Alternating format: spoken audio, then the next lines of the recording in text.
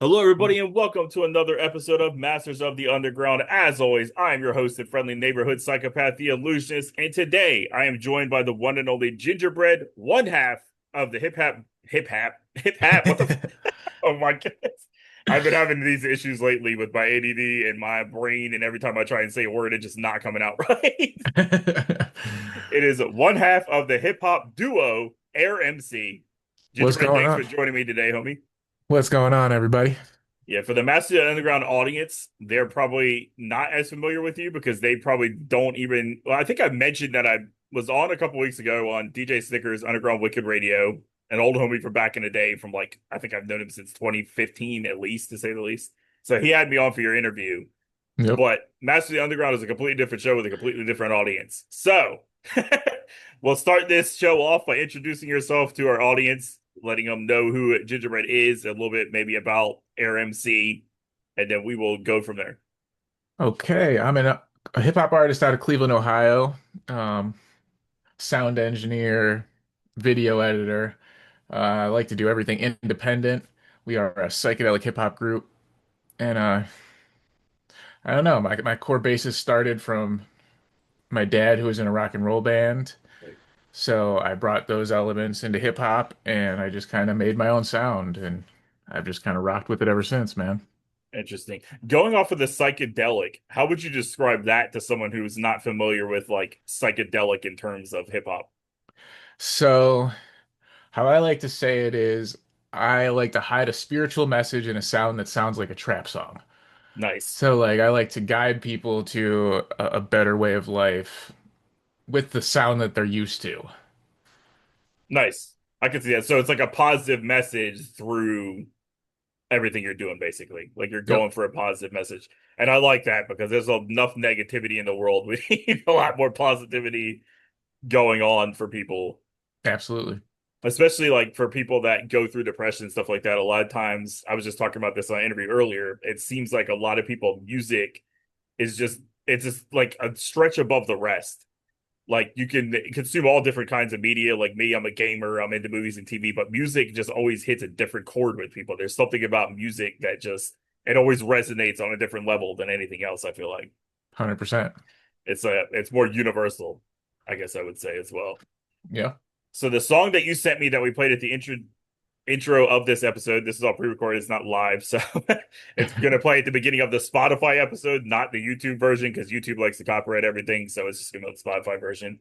But that song is called Lost. So why don't you talk a little bit about the song that everybody's heard at this point and what went into that, what the song was about, that type of thing. So Lost is my pre-log into music, I guess I would say. Like it's Okay. the events that occurred that led up to me wanting to change my life. Like I was a drug addict. I was heavy on opiates.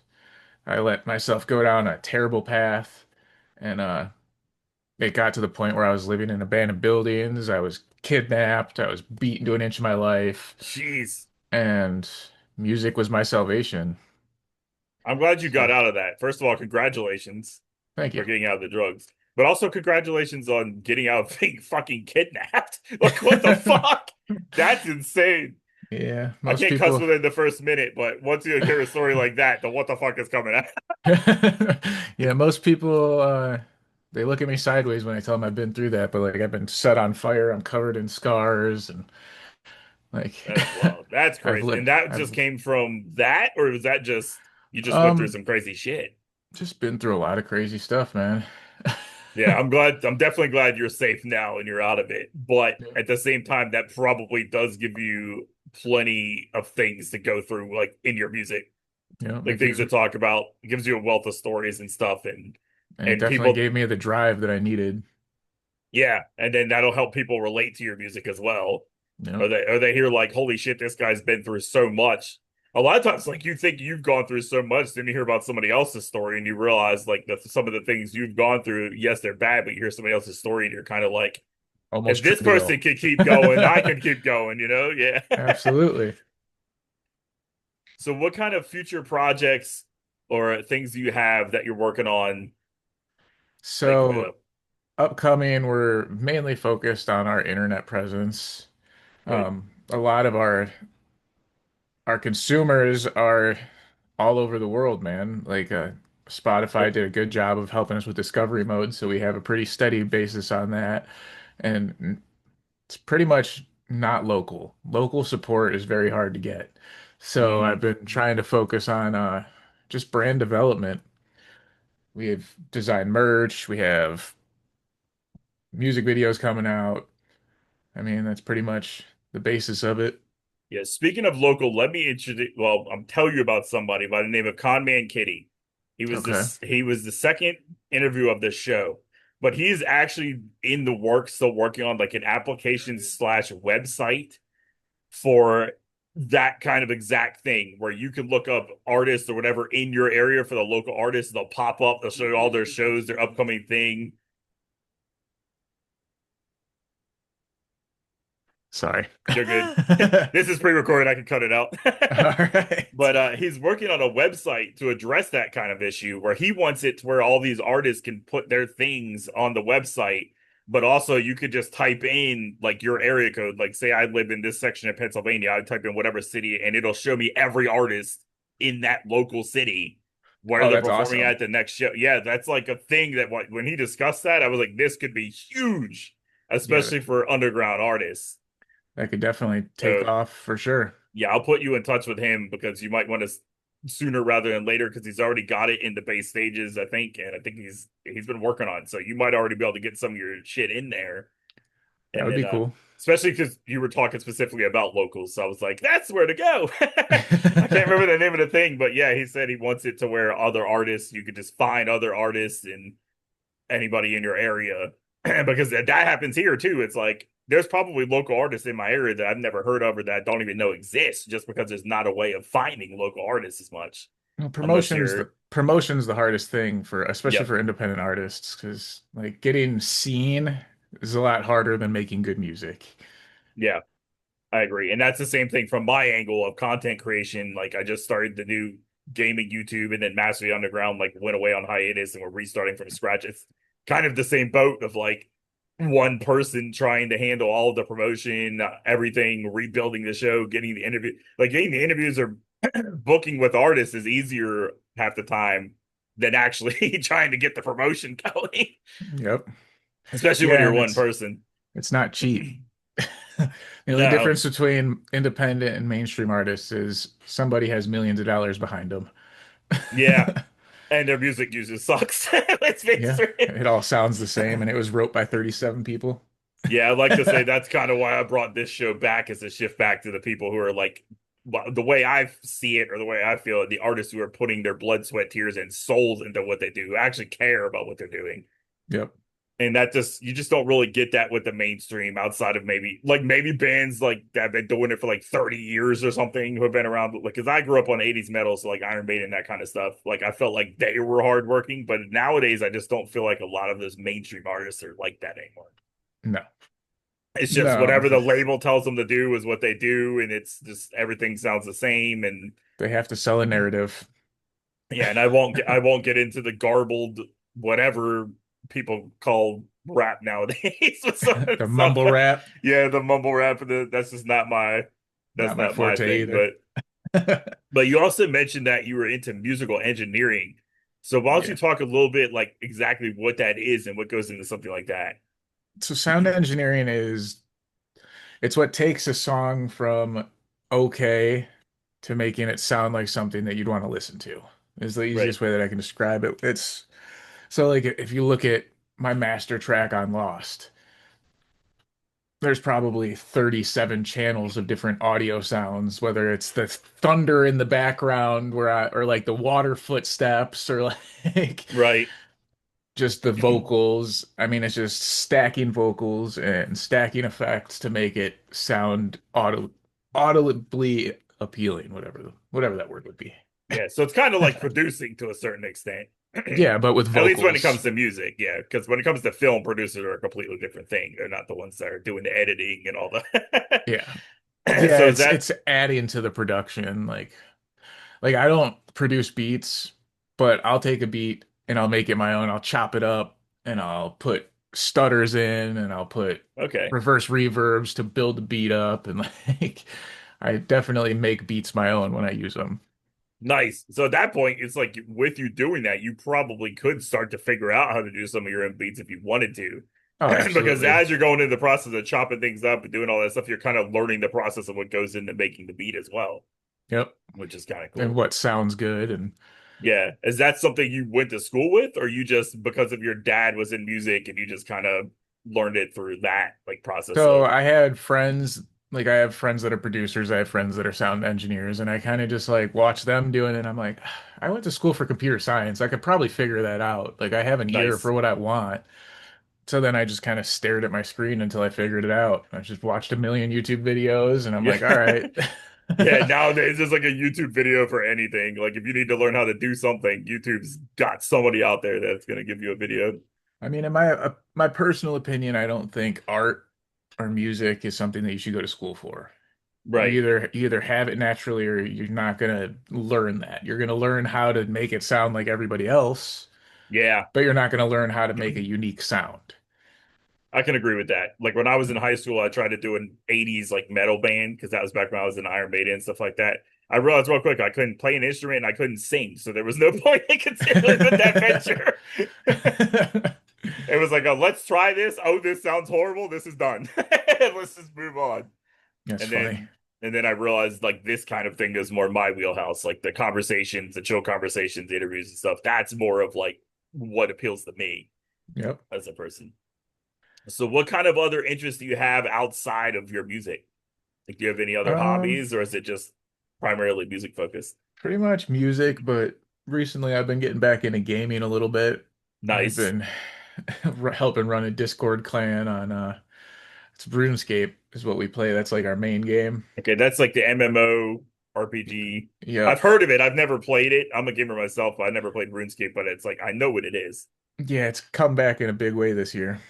Nice. That's It's awesome. had like That's the kind of the, most players it's ever had, which is like 250,000 online players at one time oh, this that's year, awesome. which And is that's like an older one, right? Like it's that's like like 20 years old. Yeah. yeah, so that's cool to hear. Something that's like 20 years old and has like a resurgence, Yep. which is pretty Yeah, cool. it's definitely living on nostalgia. Yeah, when it came to RPG, that's Elder Scrolls for me. Like whenever they announced that Elder Scrolls 4 Oblivion like remake or whatever that came out last year, I was just on that for like months on end because that was like my game. I think my Like I buddy just bought me Elder Scrolls actually. it's just such an amazing yeah, Elder Scrolls. I started with Morrowind on PC back in the day. That was the first Elder Scrolls game I played, and then after that I played every single one of them.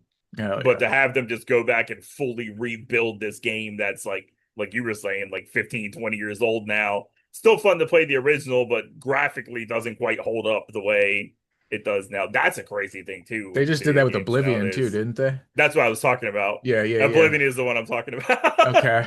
I would love for them because Oblivion was such a success. I would love for them to do that with Morrowind, which Yeah, is that'd Elder be Scrolls cool. 3, because that's the one that's really dated when you try to play that shit.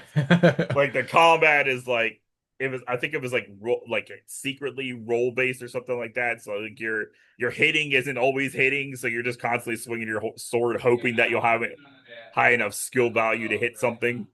Yeah, it's on So RNG. It's RNG based. yeah, it was like RNG based. That's how So that was RuneScape is. yeah. So okay, so RuneScape is like that as well Yep. with RNG base. Interesting. So what got you into that? Is that something you were into like as a kid, or is that something you Um, got into? Pretty much my whole life as a kid, yeah. Nice. So you're like a kind of like a retro guy as well. Yeah. I think anyway. That's I don't know why I even asked as a kid because that seems to be if you haven't started as a kid, you're probably not starting later in life. I No. mean, some people might find it, but most people that say that they're into video gaming is usually started when we're kids. Absolutely. 100%, Like mine was 100%. like going back to like NES and Genesis and stuff like that, Yeah, which is pretty my cool. first game I ever beat was Legend of Zelda: A Link to the Past. Nice. I think that's the second one, right? Super Nintendo. The Yep. Super Nintendo one. That's probably, in my opinion, that's probably the best one. Like I've Yep. tried to go back years later and play like the original Legend of Zelda, but where you like go No. across it, it's just not no. Yeah, the one on NES wasn't it. No, yeah, the Super Nintendo is where it really started to get its stride. Then Yeah. I And couldn't then even, unfortunately, I couldn't really like. I know it's huge, but I couldn't get into Breath of the Wild like other people did for some yeah, I reason. didn't get into it. It was just, and I'm an open world guy. Like Elder Scrolls is open world, that kind. But for some reason, that one just didn't hit for me. It just didn't feel the same. And I know that's Right. like coming up on what, the third iteration. Yep, something like that. The Breath of the Wild 2 or Breath of the Wild 3 or something like that is coming out now.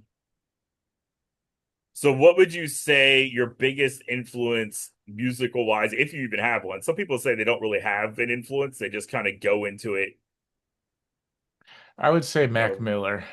Mac Miller, Yep, he was big on like making his own sound, and he did a right? lot of stuff in-house. He had his own studio and just kind of played around until he found sounds that he liked. Yeah, that's kind of a big deal. You always have to respect someone that goes into it and just does everything on their own without a lot of other thing. Like a lot of people hate on that Tom McDonald, Oh, I love it. but I this love dude is doing everything. he's a marketing genius. Yeah, You can like hate his message, but you can't deny the fact that he knows what the hell he's doing. I agree. And he puts a lot of work into it. Yep, And like the music videos and everything, you're like he knows what he's doing. He knows how to promote his stuff, and that's it's like you can't hate the grind. The dude's out here doing the solo thing. And it's probably one of the biggest artists simply because of that. He's doing everything himself, so nobody's getting that cut of the yeah, funds that you and he's get. had labels message him and try to get him to sign, and he's denied them.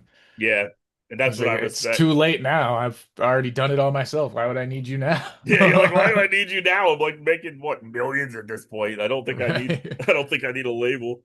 Yep. And he's pressing up all the albums himself and shipping them out himself and all that kind of stuff. And I was always like, that's crazy. Like I've seen the pictures of like they're just stacks of CDs, and I'm just like, I can't imagine. Like that's literally a full time job right there. Just they all like signing the CDs for people and shipping them, and a Yep. lot of work goes into music. That's for sure. Oh yeah. Especially if you want to do it yourself. Yeah, what would you say is your favorite process of doing your music? Would it be that production part? Would it be like the rapping or the writing, or what would be your favorite? Just depends on where I'm at in my life, honestly. Like I'll go through waves where like 3, 4 months out of the year I'm strictly writing, recording, and engineering. And Right. then 3, 4 months out of the year I'm just making music videos. Three, four Nice. months out of the year I'm just doing the promotion aspects. Like Yeah, just depends. I try to do it in waves, that way I don't burn myself out on anything. I can feel that because burnout is a big thing with like a lot of different areas of life in general. Like you could Yep. really enjoy something, but you do too much of it, and then eventually that joy starts to go away, and then it's like that's where you don't want to get is that point when you start to lose the passion for something. 100%. So you guys you've done live shows already. Do you have any that are coming up that are on the Um, horizon? Not right now. I'm currently dealing with some legal troubles. So, Oh, geez, yeah. yeah, I'm getting through that. And once that's over, then we'll figure it out. We had to cancel a bunch of shows, and it's been a pain in the ass. Yeah, that's unfortunate, but hopefully you'll get that all handled. You'll be able to get back on the road and Yeah. get back into it soon. And you were talking about the music videos. We haven't discussed that yet. How many music videos do you actually have out already that people can go watch?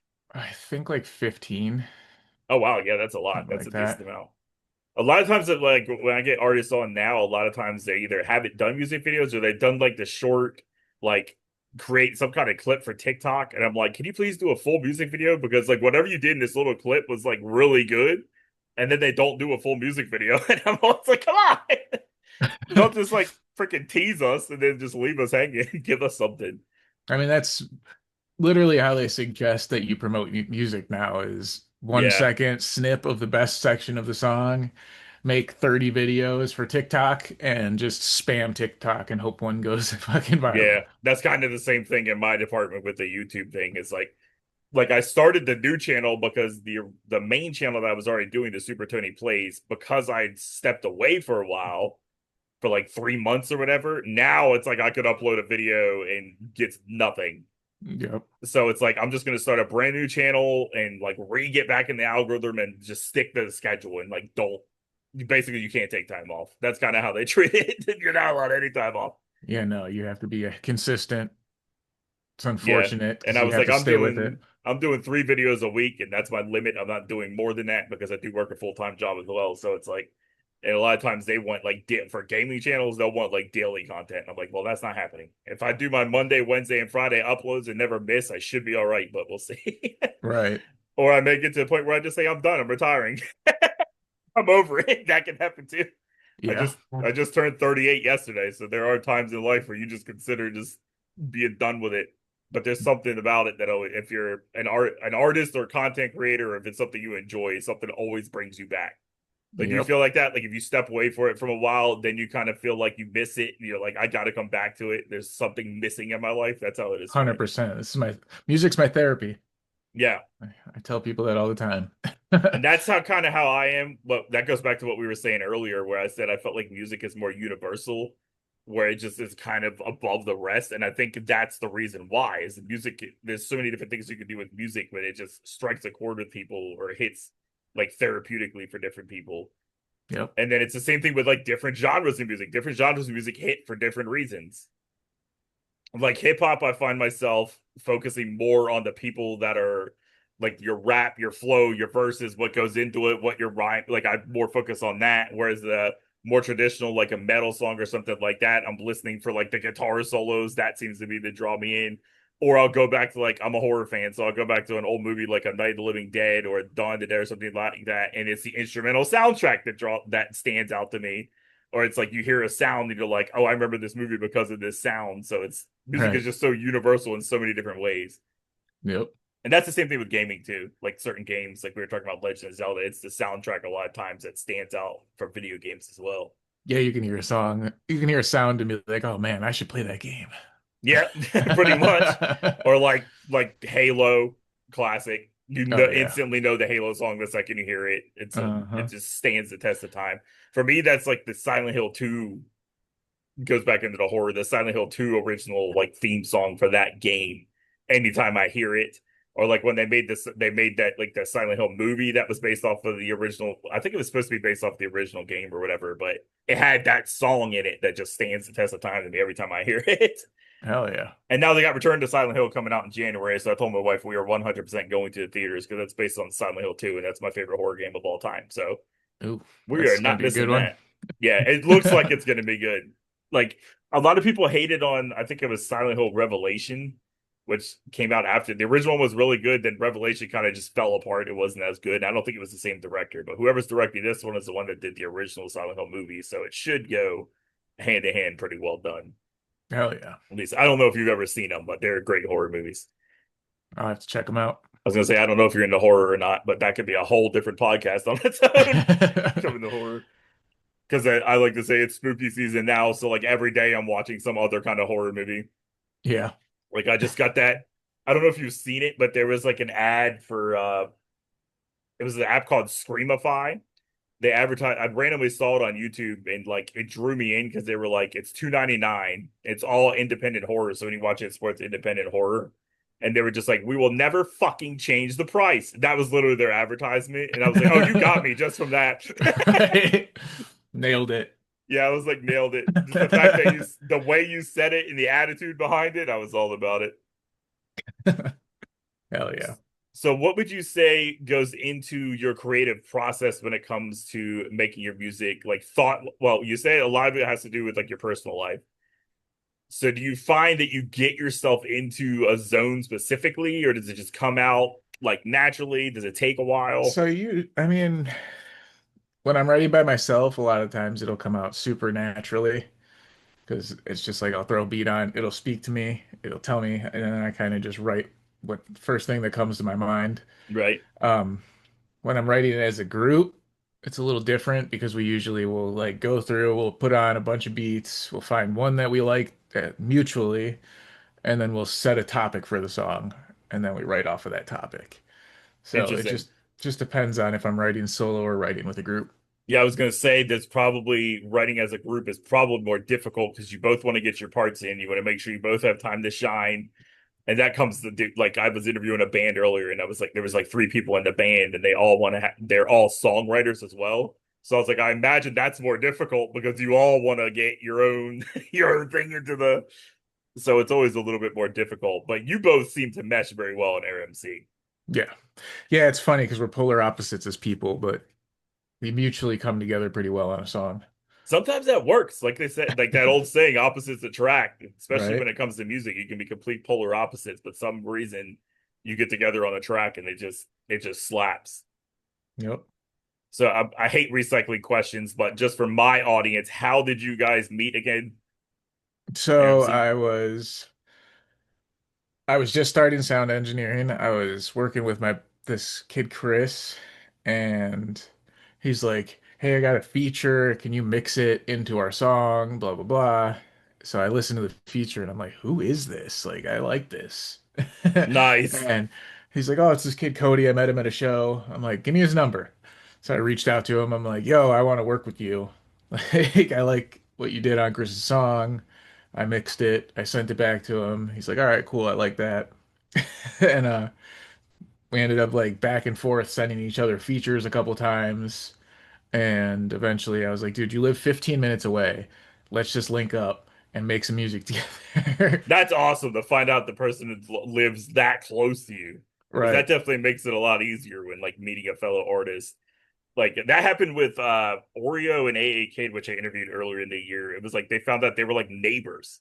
And then they started they're not a duo or anything, but they started like collaborating and stuff just because they're literally neighbors and they both did music. I was like, Yep. that's insane. Imagine you just meet your neighbor one day, you're just hanging out and you find out you're both like doing music. It's kind of the same thing. Yep. You never know. I think we've already reached the end here. Yeah, we have. We're at the 30-minute mark. This is what's crazy about Zoom is that like you feel like you've only been talking for like 15 minutes, and next thing you know, it's about to cut you off. So I'll give you a chance to promote where people can find your music, aside from like RMC, but also definitely talk about your music videos specifically where people can find that. So on YouTube, AirMC, AIR space MC. Uh, You can find all of our music videos on there. You can find all of our music on there. But AirMC on all platforms, just AIR space MC.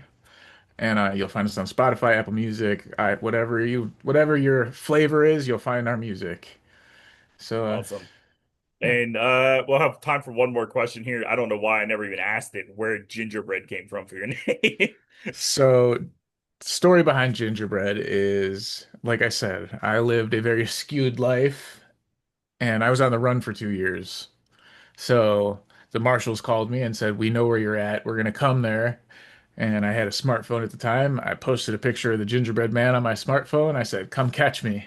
And Oh I wow. broke the smartphone and threw it away, and I went on the run for 2 years. Damn, that is crazy. You got some stories for sure. Like I feel like, well, here we go. I forgot you guys actually have your own podcast, right? Yeah, we I do. completely forgot about It'll that be because it'll be revamped here soon, but in I'd say give it 2 or 3 months, and we're gonna be back on the air. nice. So, what's the podcast called for our listeners so they can be able to check that out when it comes out? Air It Out with Air MC. It is Nice. not just a regular podcast. What we do is we have an artist come in. It's a different artist every episode. They come, they record a song. You get to see the creative process live. You get Oh, to see nice. me mix and master the song live on screen while they're being interviewed. And yeah, by the end of the song or by the end of the episode, you hear the full song and but you get to see the whole creative process. Yeah, that's really sick. Because like a lot of shows like mine are just the interview, but having someone come in and like record the song during the interview with you, that's kind of dope. That's definitely something original that stands out for a podcast. Yep. And then what I was gonna say was you could have before I remembered you already had a podcast. I was gonna say you could have your own podcast just off of the stories of shit you've been through. Like, Yeah, I might start doing something like that. yeah, you definitely could. It could be a therapy session for you, and also just plenty to talk about. That's for sure. Right. All right, homie. I want to thank you for coming on Master Underground for this episode. I had a blast. Would love to have you Absolutely. on again. Obviously, I want to have both you and CMC on together at some point as the duo. It didn't work out this time, but it will definitely work out in the future for sure. I'm sure we'll get 100%. We'll something get it. together. We'll get it set up. Awesome. Thank you again for joining the show. Everybody be sure to check out RMC on Spotify or wherever you get your music. And I know y'all have already loved Lost because it's a fantastic song. So if you love that, you're going to love everything else they put out. So go check them out. And we'll catch you all again soon on the next episode of Masters of the Underground. But until then, peace out, everybody. Peace.